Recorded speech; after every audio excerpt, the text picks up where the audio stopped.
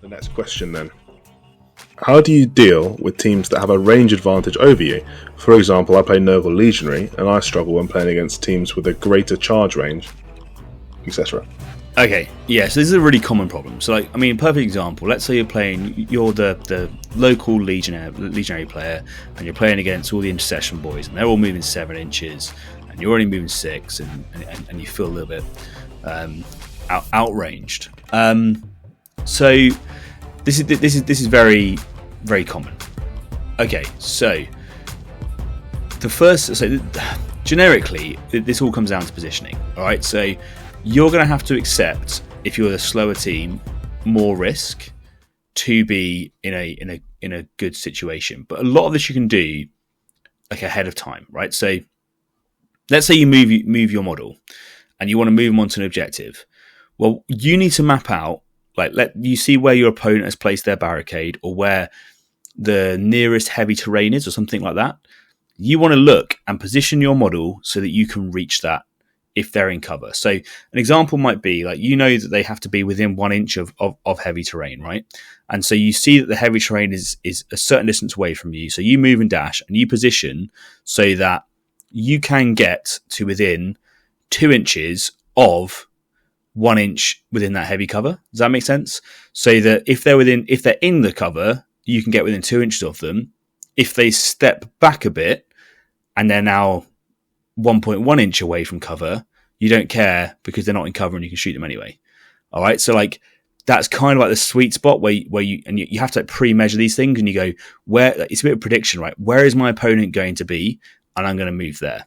Now, a great way of doing that generically on your turn 1 and turn 2, which is where this really comes in, right? Is the objectives. Okay, so like if your opponent isn't on the objective, then it doesn't matter what they're doing, effectively. Like, if they just don't go onto the objectives until turn 4, then you probably won the game on points, and who cares, right? Like, if you're sitting on all 4 objectives, turn 1, turn 2, and turn 3, and they've only got 2 points each turn, and you score it, like, it's game over. So, I think what you want to do is, when you're positioning your models on turn 1, is you want to position them so that they can threaten that whole objective, right? So let's say you're a shooting model. You want to be able to move up 6 inches so that you're on the objective and covering whatever cover they have. So you have an 8-inch threat range if you want to be able to do a move and shoot.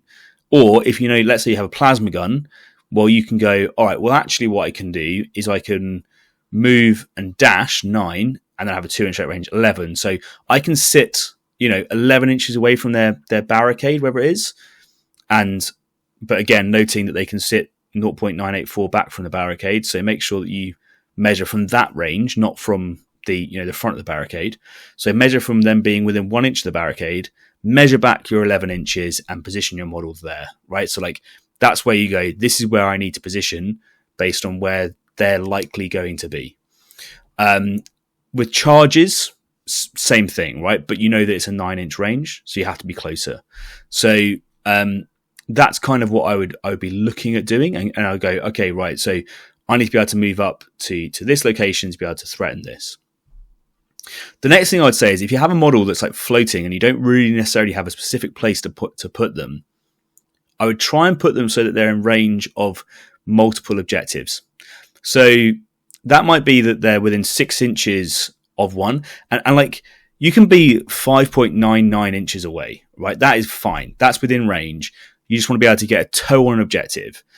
And if they're 5.99 inches away from one objective and they're 5.99 inches away from the other objective, that means that singular model can now swing to either of those, depending on where you need them, to play the mission primary. And that's really, really big. So I think you have to look at like those sorts of placements as well. It might be that you go, all right, well, actually, this model is going to be using a move and a dash to get to this objective. So maybe they're 8.99 away from one objective and 5.99 away from 2 others. That's like an ideal position for a model to be in, because it's like, cool, I can move and dash to this place. I can move to this one. I can move to this one.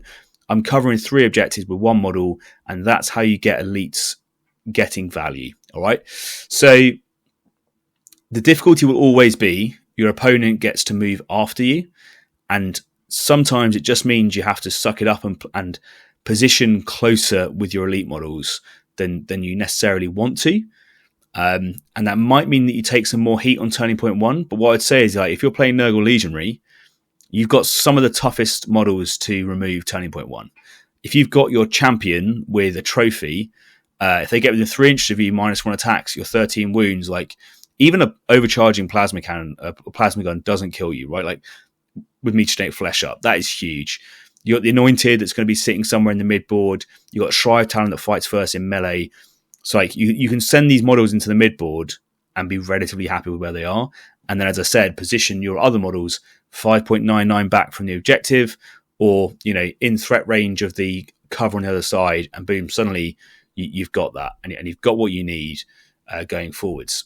And if your opponent doesn't move within threat range of your models in the mid-board, happy days. You can just pass. You can just chill, right? Like, you're scoring the primary, they're not. Like, it's fine. And then you've got your counter punch ready to go afterwards. So that's generically what I'd probably say about that. Does that kind of, do you think that covers it, Conor? Do you reckon there's anything else that you think is worth throwing in there from ideas? Absolutely. No, I think you've done a good job there. I think also, just to add, just the idea of non-reciprocal shooting as well. Like, so they might have a longer range over you. Say it's like a shooting model.